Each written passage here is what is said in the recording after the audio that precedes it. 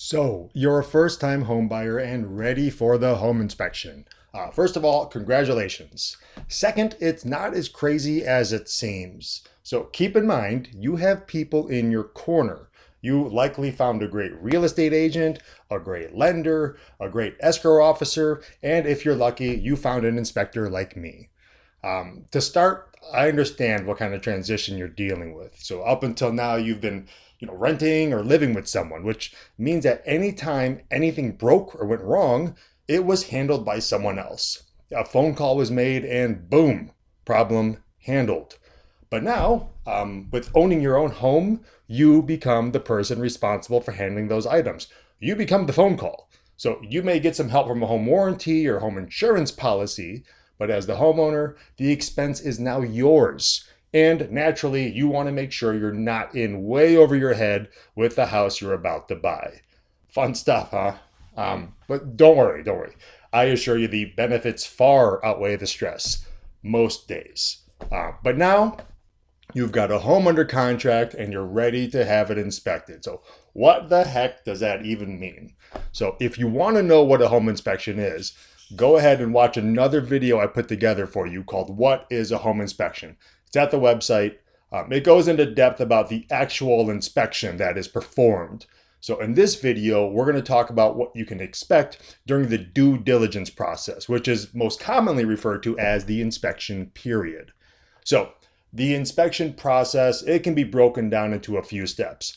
The first is the pre-inspection consultation. The second is the post-inspection wrap-up, or your walkthrough with the inspector. And the last one is the post-inspection process of deciphering all the info and working with your realtor to decide your next move. So to start, once you get a home under contract, you have a specific time period to have the home inspected by as many parties as necessary. So it's usually 10 days, but it can be more or less based on contract negotiations. So the inspections can include a general home inspection, a roofer, an air conditioning tech, a pool specialist, the list goes on. So I know I may be biased, but you'll definitely want a general inspector. The reason being is while they don't go as deep into specific components like a contractor does, they cover a wider range of components and they can tell you which specialist you should call. So the pre-inspection consultation. Now, before the inspection even starts, you should be on the phone with your inspector, letting them know your main concerns. And obviously, you probably called them before you even schedule and confirm and pay. Not to be overlooked though, because you need to be comfortable with the inspector. Like they're going to need to communicate with you. And if they seem off-putting from the start or dismissive or just, not your style, a change might be in order. But assuming you're good, now is the time you tell them about your specific concerns. Is there something at the house that seems off or broken or shoddy? Based on that info, the inspector may recommend additional services right off the bat, or even want to bring in a specialist based on some of that info. Regardless, it gives the inspector a good idea how you like to be communicated with and what approach they can take at the home. Another thing you can do is you can ask when you'll get the report. So the last thing you want is to be rushing to get the information together because the inspection or the report is being delivered at the end of your inspection period. That just adds unnecessary stress. You don't want that. So you want to give yourself at least a few days to gather information after the initial inspection. Not always possible, but do it if you can. Now, from there, ask if you can attend the inspection, because there is nothing like being there to go over the inspection firsthand. You'll walk away with a far better understanding of the home as opposed to just getting a report emailed and having a phone call. Now, on the topic of going to the home inspection is typically when you get to spend the most amount of time at the home during the entire escrow period. So I know you're excited to show your friends and family the home, but trust me, you want to be focused. So you'll want to avoid the temptation of inviting people that are not involved in the decision-making process. Now, we see it all. We have the overzealous father. We have the contractor friend. We have the girlfriend who watches too much HGTV and thinks she's Joanna Gaines. So while they all mean well, they tend to want to justify their presence there. And they can pull your attention away from what's important and even make you unnecessarily nervous about items that don't warrant being nervous about. So once again, you have a team of professionals on your side, and they have a very important job to do. So let them get to work and get you the information you need, and that will allow you to have the ability to focus on the process. Okay, so the inspector has finished their inspection and is ready to go over the findings with you. So hopefully the inspector doesn't just give you the bad news and call it a day. I joke a lot that some home inspectors are just bad news fairies. They come in, they fly in, they spread the worry all over the place, and then they fly away.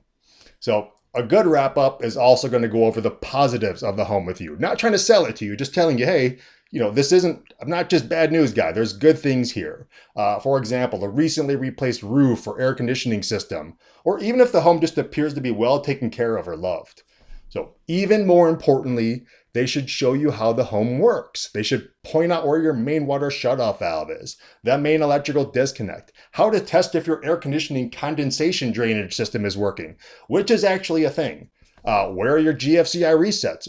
What are GFCI resets? If the home has a pool, they can even walk you through how to operate it. Heck, they should even show you where your air filters are and what sizes they are. But let's pause for a second here. There is no such thing as a perfect house. Let's say that again together. There is no such thing as a perfect house.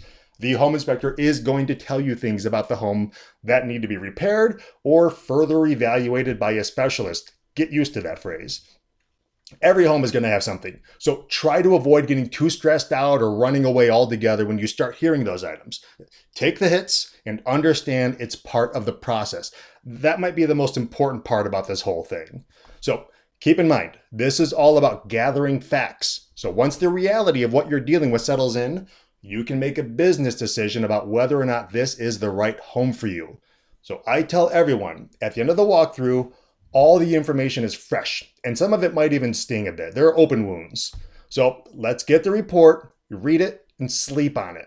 The next day you wake up, you realize you're dealing with a house, and every house has its issues. Like we said earlier, there is no such thing as a perfect house. And that brings up the final step. So now all of your inspections are done. That was fun, wasn't it? So you got through the initial reality of some things needing to be addressed, and you're moving forward, you're dealing with it.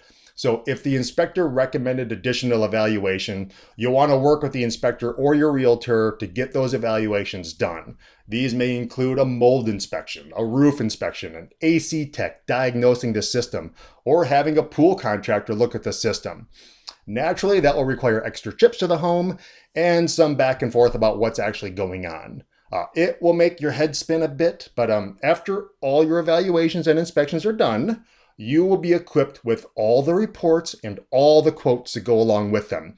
You will officially be well educated. Now, this is where my expertise as a home inspector ends. However, having been a full-time realtor for a while, I can explain it a bit further because I personally know how to navigate this step. But as an inspector, I do not get into what to ask for or whether or not this home is the right home for you to buy. We deliver facts, and you take those facts to make a decision for yourself.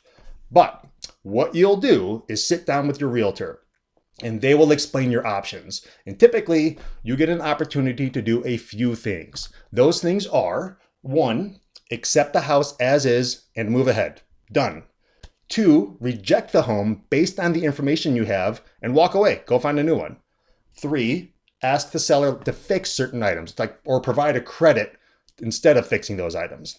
And 4, request a combination of fixing things and getting a credit. It sounds like a lot, but this is really where your agent earns their money. It can be tough to find the right balance of what you're willing to take on and what the seller is willing to repair or provide for you. But like we said earlier, you have a team of professionals on your side. And while this path may be a bumpy one at times, you'll likely land safely and happily. At the end of the day, you will join a very rewarding club of being a homeowner. And yes, while that comes with an enormous amount of responsibility, there is nothing like knowing you have your own place to start building off of. And who knows, this may become one of a few homes you end up owning as you begin to build a real estate portfolio. I know it sounds crazy, but you're really not getting your forever home yet. This is your starter home. Real estate is a good thing. And I just wish you the best in getting a piece of it for yourself. So thank you so much for taking the time to watch this. We always encourage comments and questions, so do not hesitate to reach out. Have a great day, and we will see you on the next one.